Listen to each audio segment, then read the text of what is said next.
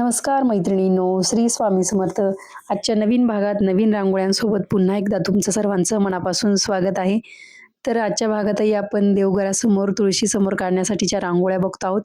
आणि जर तुम्हाला ह्या रांगोळ्या तुमच्या दारासमोरही काढायच्या असतील तर काढू शकता, कारण की भरपूर जणांच्या दारासमोर एवढी मोठी जागा नसते. कमी जागेत रांगोळी काढायला लागते.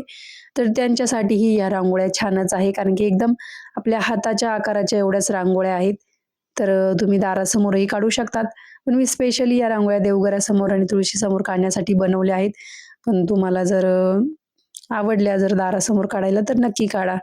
आणि पूर्ण व्हिडिओ शेवटपर्यंत बघा मैत्रिणींनो. अतिशय सोप्या पद्धतीने एकदम सिंपल रांगोळ्या आहेत. दिसायला तेवढ्याच त्या सुंदर पण आहेत. तर नक्की व्हिडिओ पूर्ण बघा. रांगोळ्या आवडल्या तर एक लाईक नक्की द्या आणि चॅनलला जर अजूनही सबस्क्राईब नसेल केलं तर नक्की सबस्क्राईब करा. कारण रोजसाठीच्या रांगोळ्या कोणत्या काढाव्या हा प्रश्न तुम्हाला रोजच पडत असणार आहे.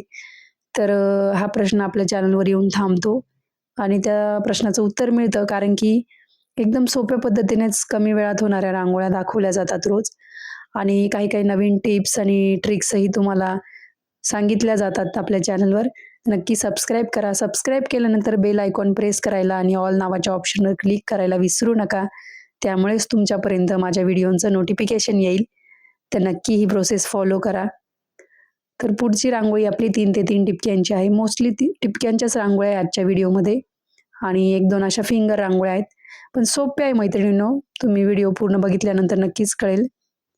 तर ह्या रांगोळीमध्ये आपण क्रॉसमध्ये लाईन काढून घेतल्या, म्हणजे अधिकचं चिन्ह काढून घेतलं आणि 3 साईडला 3 अशा पाकळ्या काढून घेतल्या आहेत, किंवा तुम्ही पानही म्हणू शकतात. आणि वरती आपली नेहमीची 3 टिपक्यांची डिझाईन काढून घेते मी.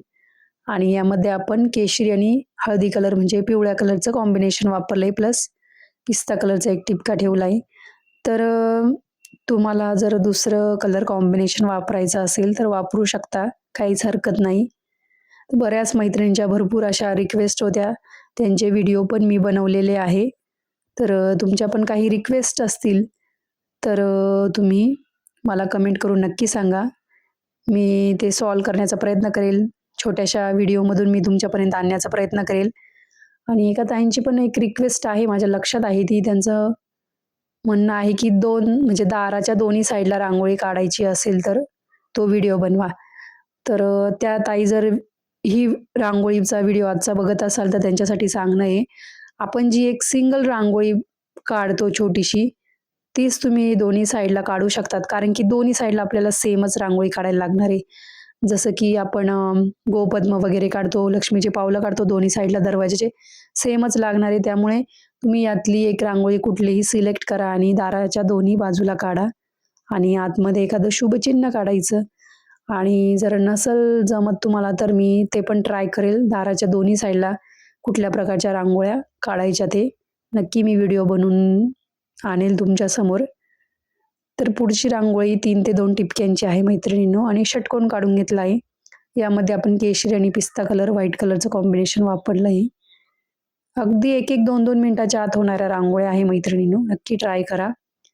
आणि तुमच्या मैत्रिणींनाही आपला व्हिडिओ जास्तीत जास्त शेअर करा, म्हणजे त्यांनाही नवनवीन डिझाईन शिकायला मिळतील, रांगोळ्या काढायला मिळतील रोज दारासमोर.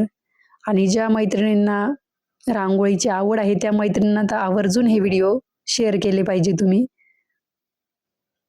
तर पुढची रांगोळी बघा, एक लाईन काढून घेतली, खाली 3 टिपक्यांचं कॉम्बिनेशन काढून आपली नेहमीची डिझाईन काढली, दोन्ही साईडला 2 केंद्रवर्धिनी काढले. किती सोपी रांगोळी आहे. तेच आकार वापरले, पण त्याचे पोझिशन चेंज केल्यानंतर डिझाईन चेंज होती मैत्रिणींनो.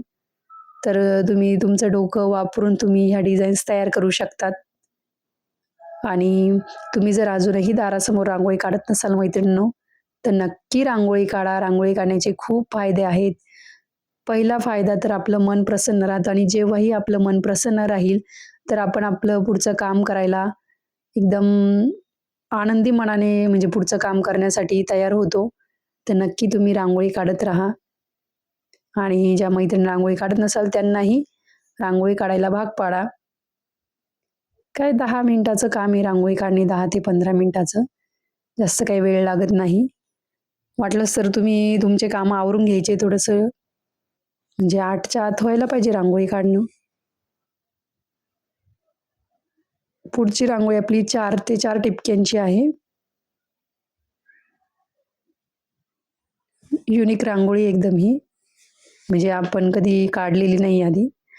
कधी-कधी रांगोळ्या रिपीट होत असतील मैत्रिणींनो, पण त्यामध्ये थोडी डिझाइन वेगळी ॲड करत असते मी. कारण की रांगोळ्याच एवढ्या झालेल्या आहे, कारण की प्रत्येक व्हिडिओमध्ये 4-4 रांगोळ्या आणायच्या म्हटल्यानंतर त्या म्हणजे आठवत नाही की आपण आधी काढलेली का काय.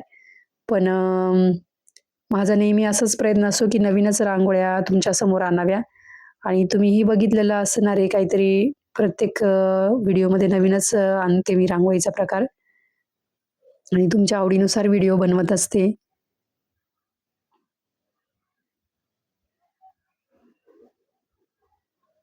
या रांगोळ्या नक्की ट्राय केल्या पाहिजे. तर व्हिडिओ पूर्ण बघा मैत्रिणींनो आणि आधीचे व्हिडिओ जर तुम्ही बघितले नसाल आणि अजून एक व्हिडिओ आपण अपलोड केलेला आहे.